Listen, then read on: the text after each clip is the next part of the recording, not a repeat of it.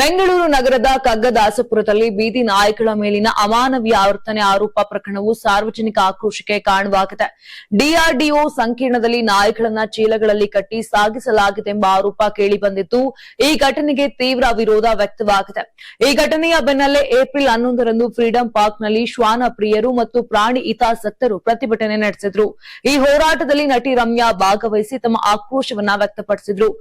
ನೀವು ಸಣ್ಣ ಆಗ್ಬೇಕಲ್ವಾ, ಅದು ಒಂದು ಉತ್ತಮ ಆಹಾರದಿಂದ ಸಣ್ಣ ಆಗ್ಬೇಕಲ್ವಾ. ಪ್ರತಿದಿನ ನಮ್ಮ ಜೀನಿ ಸ್ಲಿಮ್ ನ ಯೂಸ್ ಮಾಡಿ ಯಾವುದೇ ಸೈಡ್ ಎಫೆಕ್ಟ್ ಇಲ್ದಂಗೆ ನೀವು ಸಣ್ಣ ಆಗ್ತೀರಾ. ನಾಯಿಗಳ ಮೇಲಿನ ದೌರ್ಜನ್ಯದ ದೃಶ್ಯಗಳನ್ನ ನೋಡಿ ಭಾವುಕರಾದಂತ ಅವರು ಕಣ್ಣೀರಿಟ್ಟರು. ನಾಯಿಗಳಿಗೆ ಏನಾಗಿರಬಹುದು ಎಂದು ಕಲ್ಪಿಸಿಕೊಂಡರೂ ನೋವಾಗುತ್ತದೆ. ಈ ಘಟನೆ ಬಗ್ಗೆ ತಿಳಿದು ನನಗೆ ಆಘಾತವಾಯಿತು ಅಂತ ರಮ್ಯಾ ಪ್ರತಿಕ್ರಿಯಿಸಿದ್ದಾರೆ. ಇನ್ನು ಸಂಬಂಧಿತ ಸಂಸ್ಥೆಯ ನಿರ್ಲಕ್ಷ್ಯ ಹಾಗೂ ಬೇಜವಾಬ್ದಾರಿತನವನ್ನ ಅವರು ತೀವ್ರವಾಗಿ ಖಂಡಿಸಿದ್ರು.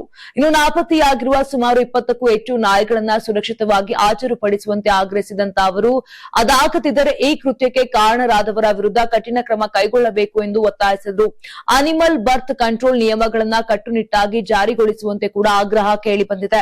ಸಿವಿ ರಾಮನ್ ನಗರ ಅನಿಮಲ್ ಸ್ಕ್ವಾಡ್ ಹಾಗೂ ಪ್ರಾಣಿ ಕಲ್ಯಾಣ ಹೋರಾಟಗಾರ್ತಿ ಪ್ರಿಯಾ ಚಟ್ಟಿ ರಾಜಗೋಪಾಲ್ ನೇತೃತ್ವದಲ್ಲಿ ಈ ಪ್ರತಿಭಟನೆ ನಡೆಯಿತು. ಈ ಪ್ರಕರಣ ಮಹದೇವಪುರ ಪೊಲೀಸ್ ಠಾಣೆಯಲ್ಲಿ ದಾಖಲಾಗಿದ್ದು, ವಿಚಾರಣೆ ಕೂಡ ಹಂತದಲ್ಲಿದೆ. ಇನ್ನು ಈ ಕುರಿತು ಹೈಕೋರ್ಟ್ನಲ್ಲಿ ವಿಚಾರಣೆ ನಡೆಯುತ್ತಿದ್ದು, ಮುಂದಿನ ವಿಚಾರಣೆಯನ್ನು ಏಪ್ರಿಲ್ 16ಕ್ಕೆ ನಿಗದಿಪಡಿಸಲಾಗಿದೆ.